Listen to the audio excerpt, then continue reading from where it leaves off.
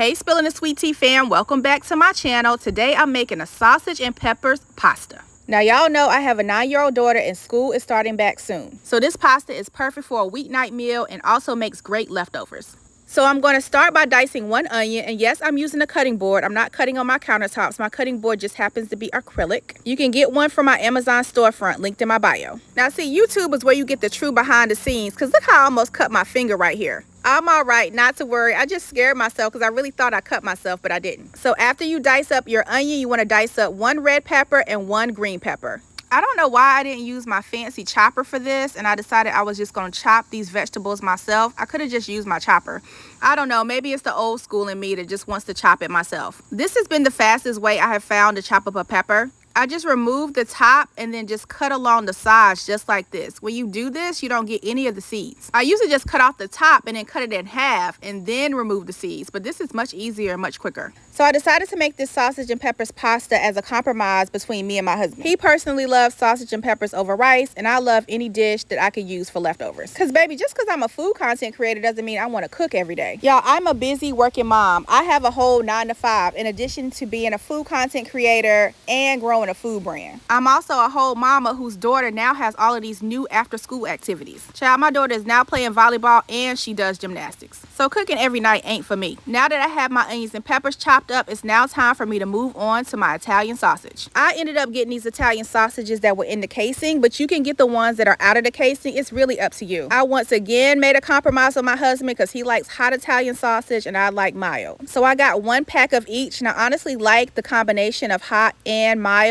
in this dish. Once again, I am using my acrylic cutting board, so I am not cutting up these sausages on my countertop. Once you have your sausages cut up, you just want to add them to a stock pot with some avocado oil. I have my stove on medium-high heat because I want my sausages to get a little bit of color on them. Once the sausage is brown, you want to drain off the grease and then add your veggies. Once you add your veggies to the pot, all you want to do is give everything a good mix. I was out of fresh garlic, but I did have some garlic paste. If you have fresh garlic, just chop up about 3 to 4 cloves of garlic and add it in. I'm a garlic girl, so I added in about a tablespoon of garlic paste into my dish. Once the garlic is fragrant, you want to add a 28-ounce can of crushed tomatoes into your pot, and then you want to add a small can of tomato sauce. If you only have marinara sauce, you can just add that as well. It's really up to you. To season my sauce, I'm using Kimmy Creations, yes, that much seasoning, into my sauce. I measure with my heart, but I probably added about a tablespoon of her seasoning. I then added salt and pepper to taste. Usually about a teaspoon of salt and half a teaspoon of pepper works. I would start with those measurements, but you can always add more salt and pepper if you need it. For me, anytime I'm making any type of pasta sauce, I really try to use fresh herbs. Adding fresh basil to your sauce is really going to take your dish up to the next level. If you don't have fresh basil, you can just use dry basil and oregano. But trust me when I say fresh basil, it's just going to hit different. Once you add your fresh basil, give everything a good mix, and you're going to just let your sauce simmer for about 30 minutes. While your sauce is simmering, let's work on the ricotta mixture. So for your ricotta mixture, you're going to need 1 tub of ricotta cheese. This is the one I used. Now, you don't have to add this ricotta mixture. I just like the creaminess of ricotta cheese. You could just bake it with just mozzarella cheese on top, but to me, this set it off. After you add your ricotta to a bowl, you just want to add 1 egg and half a cup of Parmesan cheese, some fresh cracked pepper, and a cup of mozzarella cheese, and also a little bit of salt.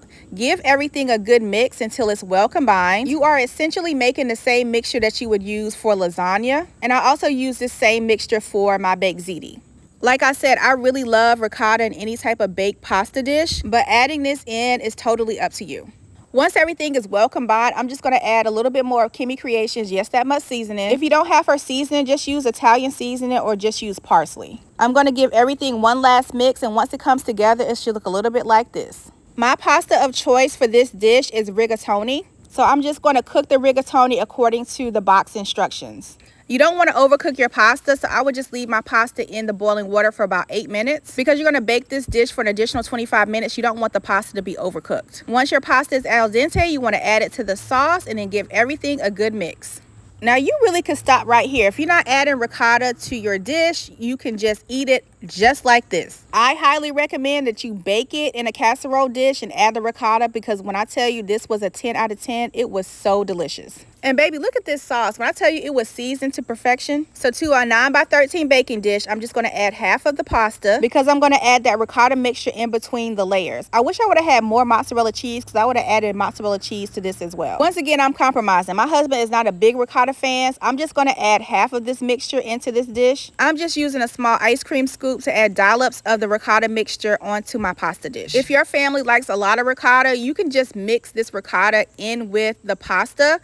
I like pockets of ricotta throughout my pasta dish, so that's why I'm doing it this way, but it's totally up to you. Once you dig into this pasta, once it's baked, it's going to have these pockets of ricotta, which is my favorite part. Now that you have your ricotta on top of your first layer, all you want to do is just add your second layer of pasta. And if you like your pasta extra cheesy, you can add some mozzarella cheese before you add on that final layer of pasta. I only had enough mozzarella cheese for the top, so I had to use what I had to make it work. Because baby, groceries are high, and this dish honestly tastes really good with just the mozzarella on top. But if you got it like that, add some mozzarella on top of that ricotta mixture if you want. So once I get this little bit of sauce out of this pot, I'm going to add 1 bag of mozzarella cheese. 1 bag of mozzarella cheese was enough for me, but if you want to add more cheese, feel free. You can also add Parmesan cheese on top of this. I just didn't have any more. I used my Parmesan cheese with the ricotta mixture. My child goes through so much Parmesan cheese in my house, it is not funny. My daughter is a butter noodles with lots of Parmesan cheese type of chick. She literally just started eating pasta with sauce on it about 2 months ago. Before I pop this in the oven, I'm just going to add a little bit more of Kimmy Creations, just that much seasoning on top, just for a little extra razzle dazzle,